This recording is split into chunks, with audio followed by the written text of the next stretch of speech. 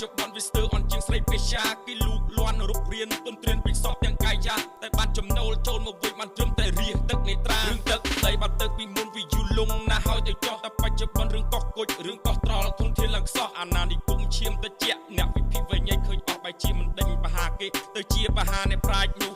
ហើយណាហើយទៅចោះមិនដឹងថាត្រូវនិយាយអ្វីតែសុំឲ្យគិតថាទឹកដីយើងកាន់តែខ្លីអាយុយើងកាន់តែជិតអស់មិនចង់ឲ្យជាស្លាប់ទៅដៃអីបកក្រោយមកវិញរួមគ្នាគិតអនាគតទឹកដីយើងគឺជាយុវជនយុវនារីសម័យថ្មីរួបរวมគ្នាការពារជាតិយើងគឺជាទំពាំងស្រង់ឫស្សីកុំភ្លើតភ្លើននឹងគេពំពួកប្រយ័ត្នខ្លាចជាទំពាំងស្អុយអនាគតប្រទេសជាតិគឺពឹងទៅលើយើងហើយត្រូវជួយគ្នាយើងសាមគ្គី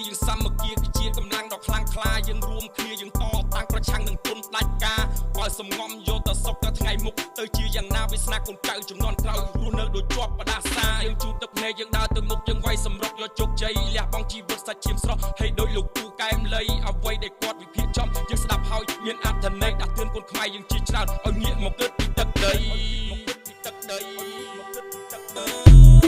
ជំលើកដៃគួរទ្រង់ឲ្យដាក់សំណួរសួរអាត្មាថាម៉េចខ្មែរយើងបច្ចុប្បន្នវាស្ទើរអន់ជាងស្រីពេជាគេលូកលាន់រូបរាងទុនត្រៀនពីសពទាំងកាយយ៉ាតែបានចំណូលចូលមកវិញបានត្រឹមតែរាទឹកនេត្រារឿងទឹកដីបាត់ទឹកពីមុនវាយូរលងណាស់ហើយទៅចោះតែបច្ចុប្បន្នរឿងកោះគុជរឿងកោះត្រល់ធនធានឡើងខ្សោះអាណានិគមឈាមទៅជាអ្នកវិភាគវិញឯងឃើញអស់បែជាមិនដេញបហាគេទៅជាបហានៃប្រាជ្ញនោះហើយណាហើយទៅចោះមិនដឹងថាត្រូវនិយាយអ្វីតែសុំឲ្យគិតថាទឹកដីយើងកាន់តែខ្លីអាយុយើងកាន់តែជិតអស់មិនចង់ឲ្យជាស្លាប់ទៅដៃអីបកក្រោយមកវិញរួមគ្នាគិតអនាគតទឹកដីយើងគឺជាយុវជនយុវនារីសម័យថ្មីរួបរวมគ្នាការពារជាតិយើងគឺជាទំពាំងស្រង់ឫស្សីកុំភ្លើតភ្លើននឹងគេពំពួកប្រយ័ត្នខ្លាចជាទំពាំងស្អុយអនាគតប្រទេសជាតិគឺពឹងទៅលើយើងហើយត្រូវជួយគ្នាយើងសាមគ្គីគឺជាកម្លាំងដ៏ខ្លាំងក្លាយើងរួមគ្នាយើងតតាំងប្រឆាំងនឹងទុនផ្ដាច់ការបើសំងំយកទៅសុកទៅថ្ងៃមុខទៅជាយ៉ាងណាវាស្នាកូនចៅចំនួនក្រោយរស់នៅដូចជាប់បដាសាយើងជូតទឹកភ្នែកយើងដើរទៅមុខយើងវាយសម្រុកយកជោគជ័យលះបង់ជីវិតសាច់ឈាមស្រស់ហើយដោយលោកគូកែមលៃអ្វីដែលគាត់វិភាគចំយើងស្ដាប់ហើយមានអត្ថន័យដាក់ទឿនកូនខ្មែរយើងជាច្រើនឲ្យងាកមកគិតពីទឹកដី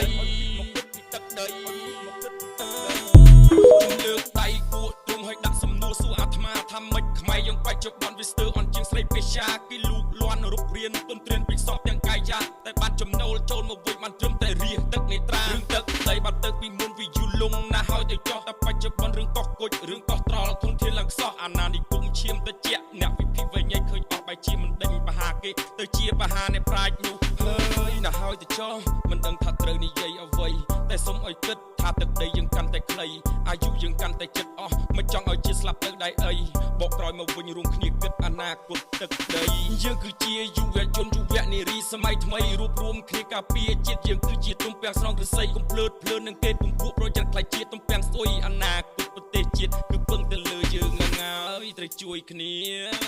យើងសាមគ្គីគឺជាកម្លាំងដ៏ខ្លាំងក្លាយើងរួមគ្នាយើងតតាំងប្រឆាំងនឹងទុនផ្ដាច់ការបើសំងំយកទៅសុកទៅថ្ងៃមុខទៅជាយ៉ាងណាវាស្នាកូនចៅចំនួនក្រោយរស់នៅដូចជាប់បដាសាយើងជូតទឹកភ្នែកយើងដើរទៅមុខយើងវាយសម្រុកយកជោគជ័យលះបង់ជីវិតសាច់ឈាមស្រស់ហើយដោយលោកគូកែមលៃអ្វីដែលគាត់វិភាគចំយើងស្ដាប់ហើយមានអត្ថន័យដាក់ទឿនកូនខ្មែរយើងជាច្រើនឲ្យងាកមកគិតពីទឹកដី